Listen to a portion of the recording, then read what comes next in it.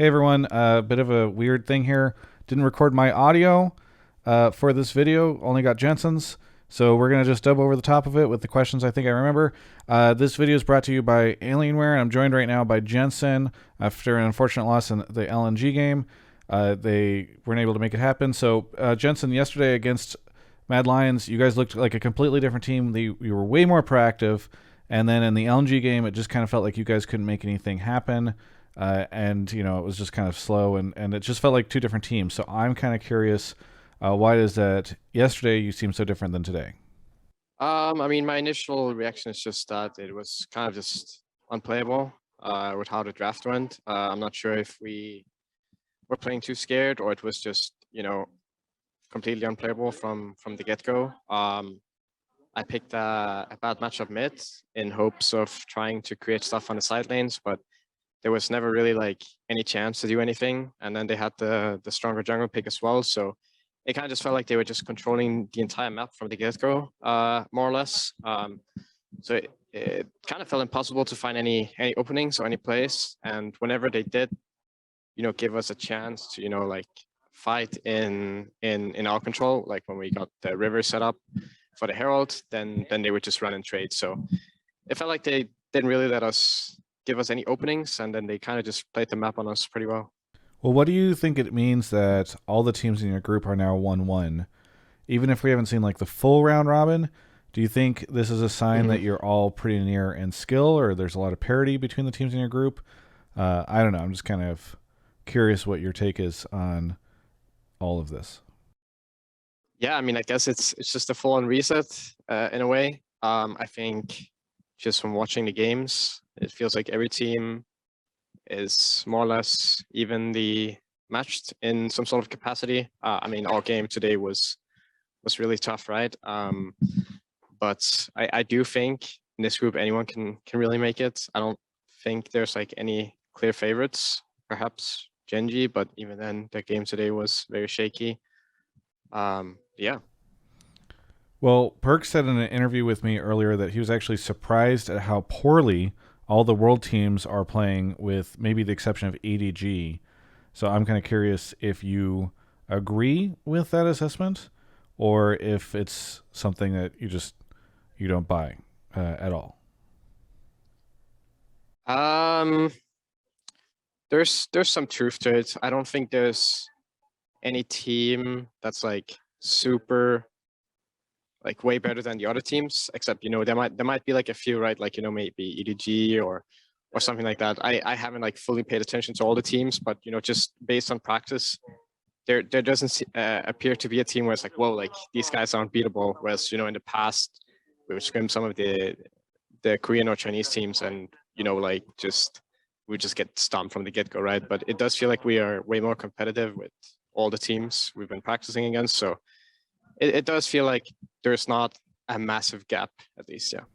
Well, obviously at Worlds, we only really get to see the tip of the iceberg, because we see what you guys do on stage and the games that you play in, and then behind the scenes, you guys are doing other stuff. And so I'm kind of curious if you can give me an idea of what's going on behind the scenes for the team and how everyone's holding up.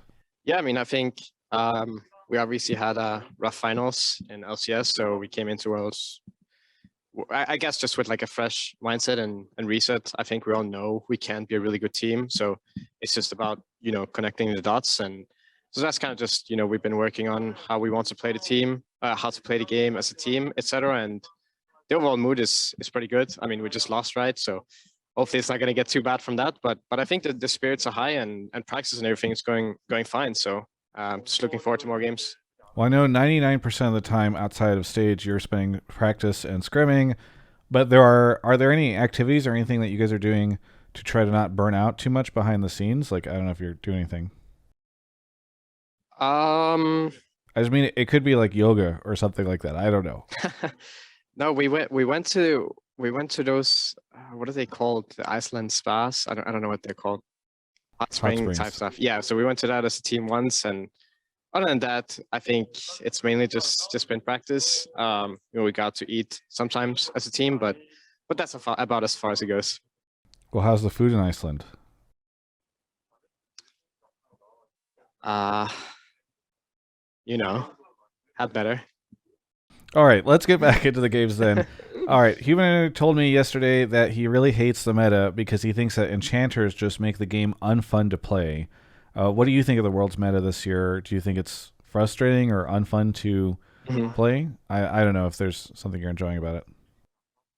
I mean, as for enchanters right now, it's primarily just Yumi. That's, I guess, seen as an issue, which is fair. The champion is really annoying to have on your team and to play against. So that champ is just annoying in general. But other than that, I don't think we see too many enchanters. I mean, some teams might play Lulu, but there's not like an overwhelming amount of enchanters. So for me, it's okay. I've seen worse. The meta is a lot about like bruises and assassins, primarily in the jungle. So I don't know.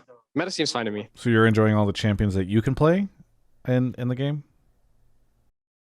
As for mid lane, yeah, I think it's fine, to be honest. I've had way worse meta experiences in the past, so I think this one is fine.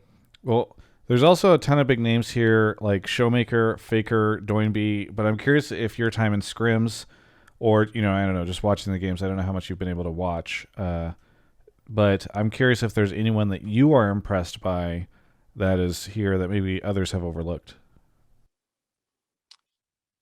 No,